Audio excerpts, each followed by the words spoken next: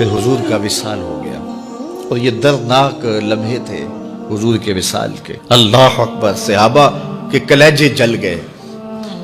حضرت عمر نے ہاتھ میں تلوار پکڑی اور ایسے کھڑے ہو گئے اور ایسے لہراتے تھے تلوار، اور کہتے تھے خبردار کسی نے کہا حضور کا انتقال ہو گیا میں گردن اتار دوں گا۔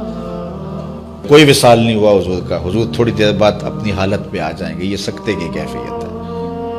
حضرت زید بن عبداللہ کے بیٹے نے جا کے کہا ابا جی حضور کا انتقال ہو گیا، تو انہوں نے باغ میں پانی دے رہے تھے، سب کام چھوڑ دیا، ہاتھ اٹھائے گا اللہم اذہب بصری حتی لا ارا بعد حبیبی محمد احدا، اے اللہ مجھے اندھا کر دے، آنکھوں کے دیے اس لیے روشن تھے کہ تیرے محبوب کو دیکھوں، جب حضور چلے گئے ہیں تو میں نے یہ چراغ کیا کرنے ہیں، بجھا دے ان چراغوں کو۔ تو کیا کیفیت تھی؟ حضرت فاطمہ بول رہی ہیں صبت علیہ مصائب لو انہا صبت علی الایام سرنا لیالیا، میرے اوپر وہ مصیبتیں ٹوٹی ہیں اگر یہ دنوں پہ ٹوٹ پڑتی تو دن کالی راتیں بن جاتے۔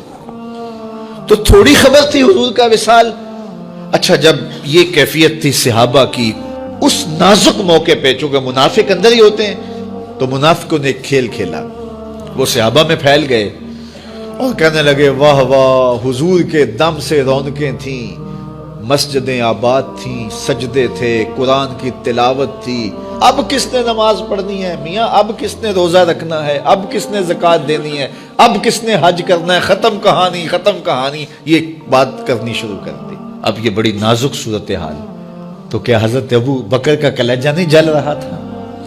لیکن اس موقع پہ حضرت ابو بکر کھڑے ہوئے، اور پھر حضرت ابو بکر صدیق نے لوگوں سے مخاطب ہو کہا لوگوں مجھے ایک بات بتاؤ کہ تم اللہ کی عبادت کرتے تھے یا حضور کی کرتے تھے؟ لوگوں نے کہا کہ اللہ کی۔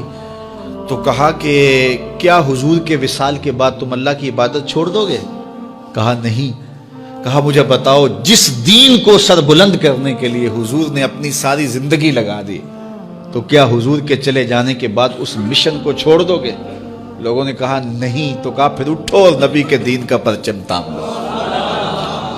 حضور کا وصال ہو گیا ہے، اب حضور کے مشن کو ہم نے اٹھانا اور اپنے کندھوں پہ وہ بوجھ لینا ہے۔ تو کیا جس کے لیے حضور نے اپنی جان تک دے دی، تو کیا ہم وہ مشن چھوڑ دیں گے؟ صحابہ کے اندر ہمت پیدا ہوئی، کہا کیوں چھوڑیں گے، ہم تو اٹھیں گے اور پہاڑوں سے بھی ٹکرا جائیں گے۔ تو یہ وہ موقع تھا جس موقع کو سنبھالا حضرت ابو بکر نے۔ منافق تو چال چل گئے تھے، صحابہ پر صدموں کے پہاڑ ٹوٹ رہے تھے، ساری ذریت اسلام ساری زندگی جو ہے وہ تعریفیں کرتی رہے، مدح و ستائش کرتی رہے ابو بکر صدیق کا۔ یہ حق